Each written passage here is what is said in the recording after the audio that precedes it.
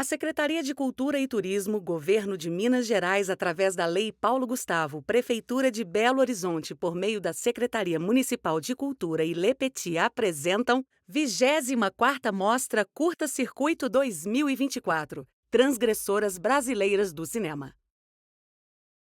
Histerias ou A Noite Escura da Alma, por Glenis Cardoso. Vivo sem em mim viver, e tão alta vida espero, que morro de não morrer. Teresa d'Ávila. A segunda metade dos anos 70 foi um período chave no que concerne ao feminismo no Brasil. O ano de 1975 foi designado pela ONU como o Ano Internacional da Mulher e ações como a realização do seminário, abre aspas, o papel e o comportamento da mulher na realidade brasileira, fecha aspas. No Rio de Janeiro possibilitou que um número expressivo de grupos de mulheres se formasse pelo país. Viu-se, então, o surgimento de alguns jornais alternativos, entre eles o Nós Mulheres, editado por um coletivo feminista que contava com estudantes, sociólogas e jornalistas. Entre elas estavam Inês Castilho e Cida Aidar. Em 1981, Inês e Cida se uniram para codirigir um curta-metragem documental com uma equipe majoritariamente composta de mulheres, algo extremamente raro para a época. Mulheres da Boca investigava a questão das profissionais do sexo na região do centro de São Paulo, conhecida como a Boca do Lixo. O tema da prostituição foi escolhido por tratar, nas palavras de Inês, abre aspas, da cisão na identidade feminina entre a puta e a santa, fecha aspas. Foi uma experiência fervilhante, um grupo de jovens mulheres produzindo, se debruçando sobre o tema da exploração sexual feminina, encontrando no audiovisual uma nova forma de se expressar criativamente e de denunciar a situação da mulher. O filme seguinte de Inês, Histerias, de 1983, nasceu do entusiasmo vivido durante a produção desse primeiro curta e dos estudos sobre a neurose feminina feitos por um grupo de psicanalistas ligadas a Cida Aidar, que dessa vez assinava a assistência de direção e com quem Inês coescreveu o argumento e o roteiro. Bastidores de Mulheres da Boca, 1981. Mesmo sem saber do contexto histórico e político da criação do filme, já a partir do título, podemos traçar uma forte relação de histeria com questões de gênero. Histeria, da palavra grega para útero, foi uma condição nervosa caracterizada por emoções descontroladas e associada predominantemente às mulheres. Essa dita, abre aspas, loucura feminina, fecha aspas, foi usada como justificativa por trás de uma série de sintomas como insônia, falta de ar, ansiedade, convulsões, dor, espasmos, alucinações, entre várias outras mazelas. Ao longo da história ocidental, vemos uma série de hipóteses colocadas como possíveis causas da histeria, relacionando o comportamento dito anormal de mulheres com doenças relacionadas ao corpo, ao espírito e à mente. Segundo os gregos antigos, a causa seria o comportamento anormal do útero, a infertilidade, a falta de desejo de se casar e a ausência de sexo. Já para os filósofos cristãos da Idade Média, toda a causa do sofrimento humano era explicada pelo pecado e alguns pensadores apontavam o excesso de desejo sexual como causador da histeria. As mulheres histéricas eram vistas como vítimas de possessão satânica e eram tratadas com rezas e exorcismos. No início da Era Moderna, durante o Renascentismo, muitas mulheres histéricas foram acusadas de bruxaria e passaram por interrogatórios e até mesmo execuções. Houve um esforço ativo nos séculos seguintes para desassociar a histeria de questões da alma e dos órgãos reprodutivos e sim ao sistema nervoso. No final do século XIX, Freud começou seus estudos com pacientes histéricos e teorizou que a doença era causada por traumas sexuais da infância ou pela repressão. Suas investigações culminaram no nascimento da psicanálise.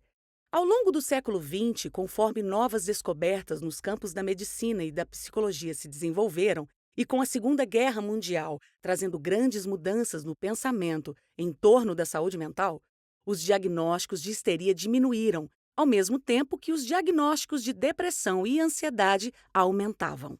Os avanços científicos também permitiram que condições tais como o transtorno de personalidade histriônica e epilepsia fossem descobertas, fazendo com que muito do que anteriormente era entendido como histeria fosse reclassificado. É curioso como essa dita doença, já sem validação médica no século XXI, nos dá um vislumbre da história das mulheres com comportamento desviante no Ocidente pelos últimos 2 milênios. Por muito tempo, foi mais fácil encontrar a culpa para os problemas médicos e emocionais enfrentados pelas mulheres dentro delas mesmas, por falhas delas, sua repulsa ao matrimônio, sua falta de desejo sexual ou, ao contrário, seu excesso de desejo sexual, o pecado original de Eva, sua vulnerabilidade à possessão pelo diabo, do que lidar com os verdadeiros problemas que levavam a saúde mental das mulheres ao colapso. A imposição dos papéis de gênero e a obrigação de casar e parir, o enquadramento do desejo sexual feminino dentro de uma estreita e quiçá impossível margem do que seria aceitável dentro dos parâmetros sociais de cada época, o pensamento predominante por boa parte da história ocidental de que as mulheres eram inferiores e deviam submissão aos seus pais, maridos e irmãos, a infantilização das mulheres consideradas incapazes de tomar decisões com independência e autonomia, a falta de acesso à educação e aos meios de prover para si mesma. Não posso evitar traçar um paralelo entre o significado da histeria ao longo da história com Histeria, de Inês Castilho. As menções de Inês a tantas formas diferentes de violência, à Igreja Católica, à sexualidade reprimida, aos abusos nos relacionamentos românticos entre homens e mulheres, ao racismo, à solidão e ao cansaço maternos, à ditadura, unidas à forma desorientadora do filme, com cortes bruscos de som e imagem, uma montagem frenética, mudanças repentinas de gênero entre ficção, o documental e a performance, nos levam numa jornada inquietante que nos permite experienciar ao longo dos 16 minutos do filme uma dissonância cognitiva intimamente ligada a uma vivência feminina naquele momento do Brasil de 1983, mas que também se conecta a uma loucura compartilhada ao longo dos séculos por homens e mulheres. Uma loucura causada pelo mundo material que castiga corpos de carne e osso, mas que se manifesta de diferentes formas também nas jornadas de cada um em busca de alento e consolo psíquico e espiritual. Assistindo ao filme em 2024, em tempos de capitalismo tardio, após uma pandemia mundial que nos isolou e que eliminou milhões de pessoas, assistindo ao genocídio do povo palestino e à beira do apocalipse climático, vemos as doenças que vieram a substituir a histeria se espalharem mais amplamente pela população. É difícil não traçar relações entre essa doença inventada para explicar sofrimentos causados, em grande parte, pelas injustiças do mundo, e os novos diagnósticos e os autodiagnósticos embasados em posts nas redes sociais, que parecem assolar nossa sociedade. Em algum nível, parece mais fácil procurar doenças, reais ou não, que expliquem por que não conseguimos seguir funcionando dentro de um modo de organização que nos falhou, ao invés de pensar em novas formas de cuidar uns dos outros e do mundo. Seguimos fazendo terapia para tentar nos encaixar dentro de um mundo-máquina desencantado que não nos cabe e não sustenta a vida plena. Tomamos remédios para conseguirmos lidar com os sintomas da solidão, da tristeza e dos traumas. Contudo, apesar de nos vermos desconectados e fragmentados, seguimos procurando a beleza, o amor e algo que dê sentido à nossa existência, como todos que vieram antes de nós. Em Histerias, a performance aptamente intitulada de Possessão, coreografada e interpretada pela artista Juliana Carneiro da Cunha e baseada nas vidas e nas obras de Santa Teresa d'Ávila e São João da Cruz, entrecorta todo o filme e é um de seus pontos altos. Teresa d'Ávila, a freira carmelita espanhola do século XVI, foi uma mística que tinha visões de êxtase religioso. Uma de suas experiências de devoção, sua transverberação, foi imortalizada em uma célebre escultura de Gian Lorenzo Bernini chamada Êxtase de Santa Teresa. É notável a sensualidade da obra, o rosto em gozo de Teresa enquanto ela é penetrada pela flecha de um serafim, encontrando na dor um imenso prazer. Nas palavras da própria Teresa, abre aspas, era tão grande a dor que me fazia dar aqueles gemidos, e tão excessiva suavidade que põe em mim essa enorme dor que não há como desejar que se tire, nem se contenta a alma com menos do que Deus. Fecha aspas.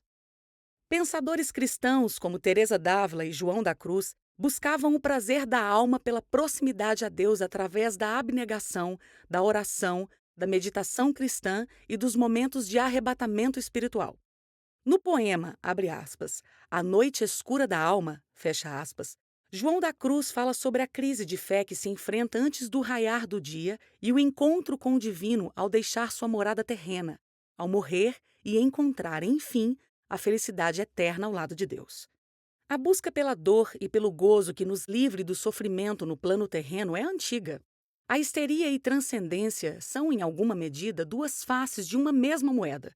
As interpretações dessas experiências como doença, possessão, loucura ou milagre têm mais a dizer sobre os contextos em que elas se manifestam e aqueles que lançam tais julgamentos do que as experiências em si. Partindo de um ethos feminista ao invés de cristão, eu acredito que existe uma força enorme em apoderar-se das próprias experiências de transcendência e loucura e apropriar-se das suas emoções com autonomia e discernimento para poder agir em prol do bem comum. É necessário atravessar a noite escura da alma e encarar de frente o que dói na carne. Não para morrer e deixar este mundo, mas para encontrar a vida plena na comunhão com ele. Numa cena marcante de Histerias, vemos várias jovens realizadoras no encontro na produtora Tatu Filmes. A própria Inês Castilho, Cida Aidar, Raquel Gerber, Cristina Amaral. São imagens preciosas de uma geração de mulheres que se lançava nessa aventura aterrorizante de fazer cinema em plena ditadura militar. A energia e até mesmo a alegria que vemos nesse encontro não parece estar ali a despeito dos temas difíceis dos filmes dessas mulheres, mas em grande medida por conta deles. Há uma força gerada em dar forma à dor, em acrescentar novas vozes dissonantes para contar outras histórias. Mar de Rosas. Direção: Ana Carolina. Brasil, 1977. 90 minutos. Mar de Rosas. Choque é falar das estruturas de poder e da condição feminina com todas as letras, humor e muito cinema. Por Flávia Guerra.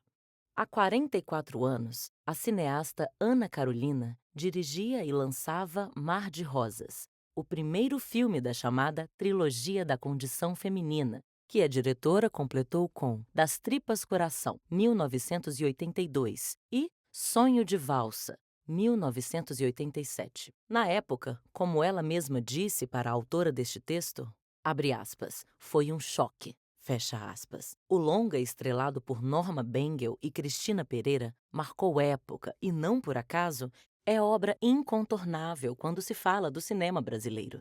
Não só realizado durante a ditadura militar, mas em toda a sua história. Abre aspas. Foi um choque na época, porque falou de muita coisa que estava lá e sobre as quais não se falava. Fecha aspas. Pondera a diretora em conversa breve, mas essencial, para se olhar em perspectiva a obra não só do ponto de vista de quem vê, estuda e ama cinema, mas de quem, em um Brasil ainda arcaico, ditatorial, machista e moralista, para se dizer o mínimo, ousou falar do que sempre, abre aspas, esteve lá, fecha aspas, e hoje olha sua própria obra e trajetória em perspectiva.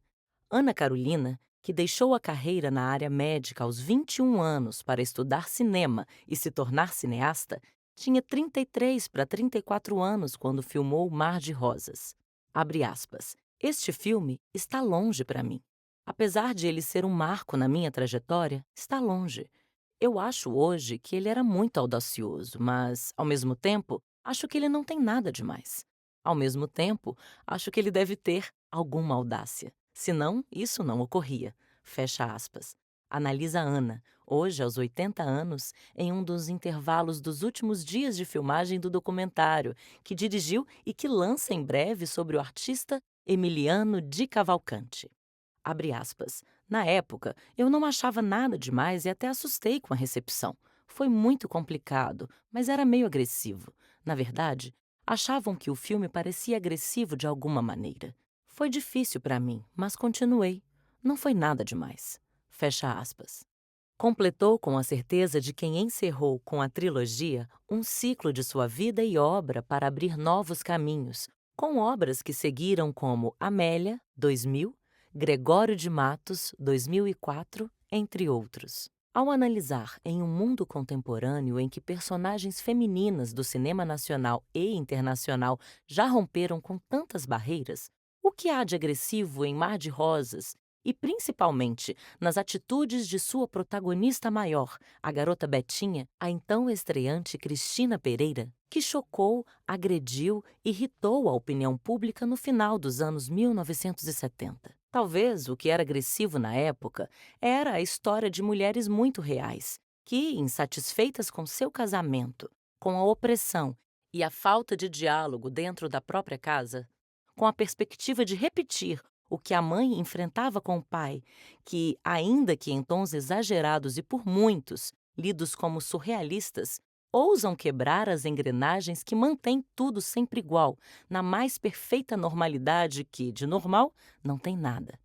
Antes de adentrar mais o que foi, e talvez ainda seja, lido por muitos como um filme agressivo, vamos à trama deste road movie, que também é uma comédia com tons surrealistas, ainda que não seja surrealista per se. É metafórico, alegórico e talvez até um drama.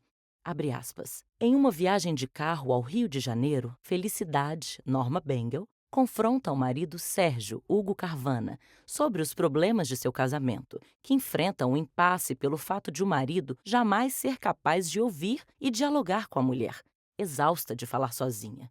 No banco de trás, a filha adolescente do casal, Betinha, Cristina Pereira, ouve tudo com incômodo e, ao mesmo tempo, tédio, o que evidencia que as brigas são corriqueiras. Fecha aspas. A garota brinca com o pai, meio atazanando, mexendo em sua orelha, seu cabelo. Há um misto de irritação e até mesmo de afeto da filha pelo pai. A mãe a repreende e pede para que ela fique quieta, pois Betinha é a própria voz do absurdo que começa a se formar diante do espectador. Numa parada em um hotel, Felicidade e Sérgio discutem novamente. Em meio à briga, ela tenta matar o marido com uma navalha e, convencida de que ele morreu, foge com Betinha de volta a São Paulo. Mas, em um certo ponto, percebeu que está sendo seguida por um Fusca guiado por Orlando Bardi, Otávio Augusto, um meganha de seu marido. Curiosamente, Felicidade, sem nenhuma estabilidade emocional para continuar a viagem, concorda em pegar carona com Bardi. Eles param em uma cidade do Vale do Paraíba, que, não por acaso, é uma dessas pequenas cidades em que tudo é como sempre foi. Felicidade, em meio a uma confusão geral depois que Betinha ameaça fugir, é atropelada. A partir daí, a história que tinha tons mais exagerados entra em uma espiral de quase delírio surreal e, ao mesmo tempo, ações muito reais.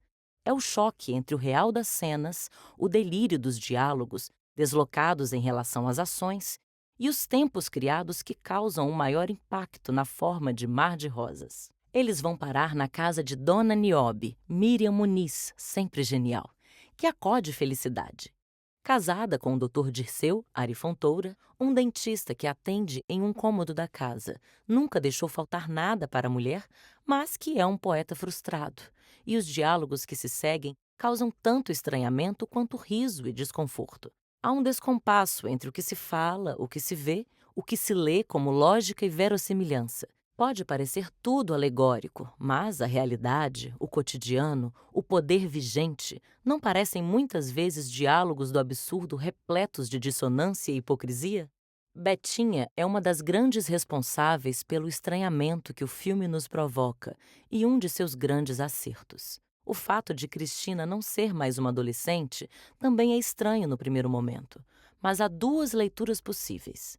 Ou, em uma abordagem mais alegórica, ela é uma jovem mulher que não abandonou ainda sua condição de menina e, no que hoje se convenciona chamar de coming of age, vai amadurecer e passar por um trauma e tanto para isso.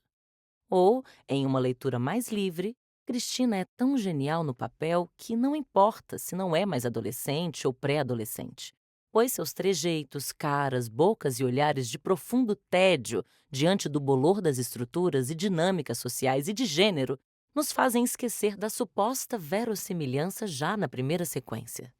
Alter ego da diretora e de toda uma geração de jovens da época, ela é perspicaz, sagaz, observadora, ácida, questionadora e age conforme seus arroubos adolescentes, que de bobo não tem nada.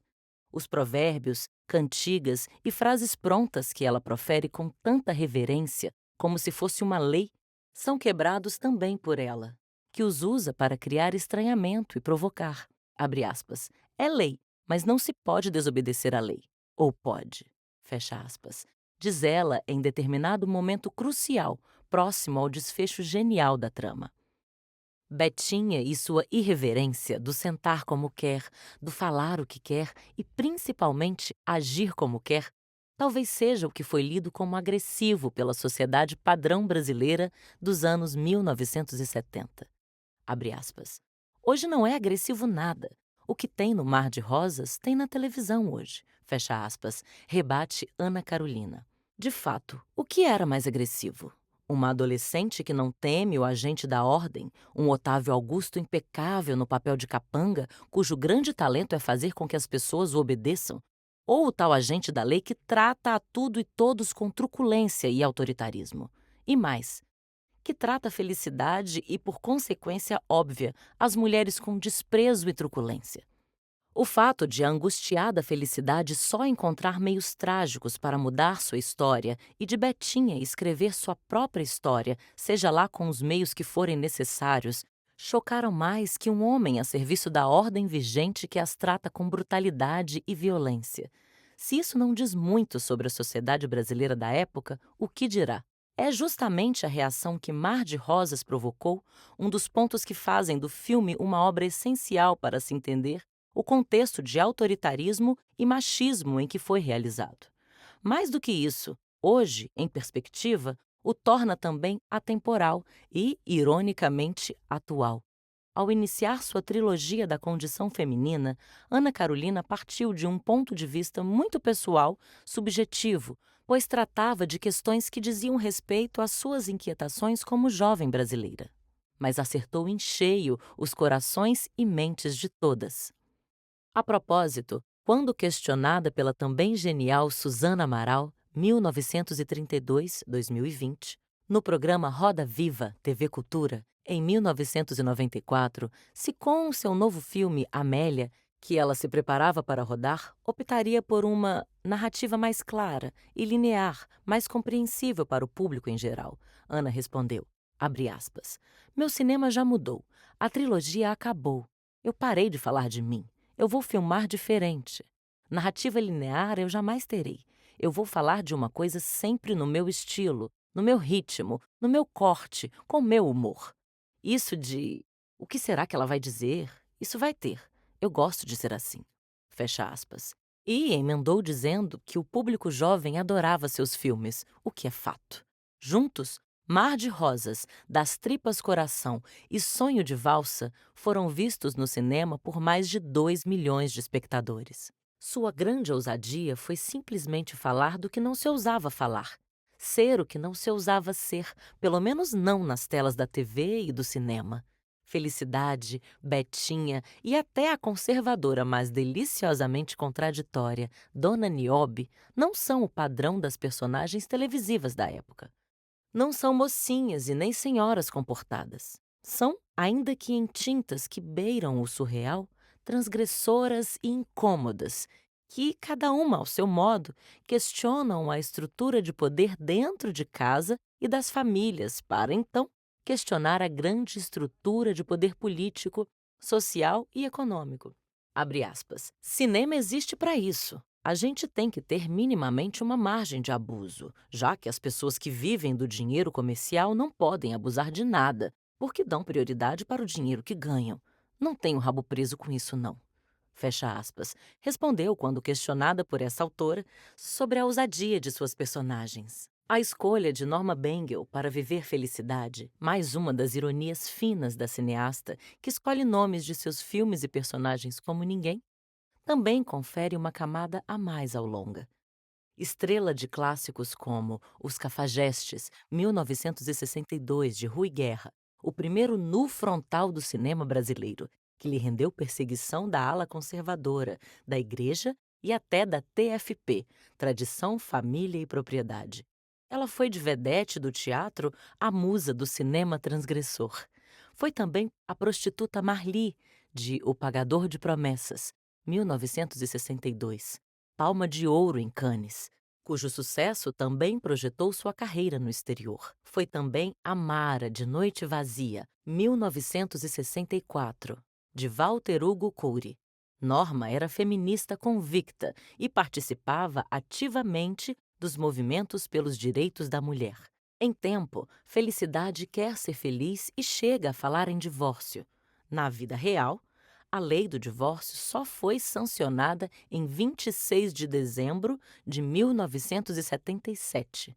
Antes, as mulheres que se separavam tinham que se contentar em serem desquitadas. No entanto, se, nas artes e no cinema, as personagens femininas já avançaram e falam quase tudo que pensam e conquistam quase tudo que querem, na vida real, Ana Carolina não é tão otimista. Abre aspas. Agora talvez a gente já saiba e pense que é possível falar. Mesmo assim, eu não acredito. Acho que ainda não dá. Parece que dá, mas não dá. Fecha aspas. Este não dá para falar, pelo menos para ser escutada com ouvidos atentos e acolhedores, dispostos a não fazer chacota ou censurar anseios legítimos, como os de Felicidade, que sonha ainda com um casamento harmonioso, idealizado por ela e por gerações de mulheres de sua família. Exige, talvez, que se grite ou que se haja.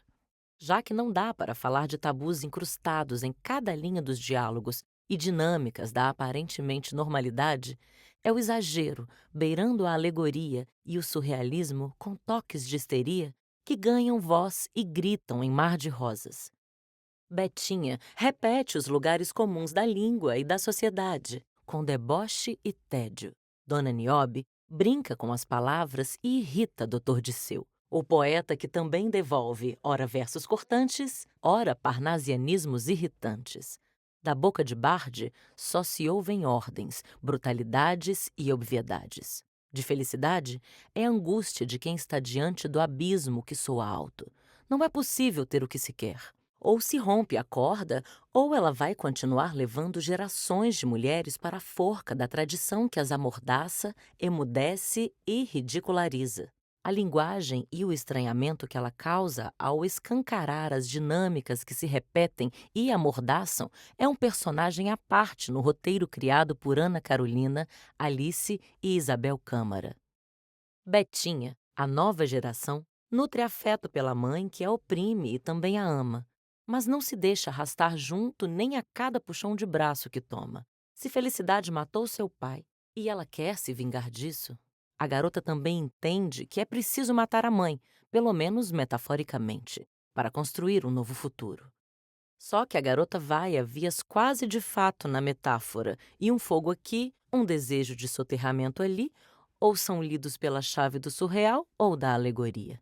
No entanto, ainda que surreais e nonsense, as situações de Mar de Rosas acontecem com muito realismo.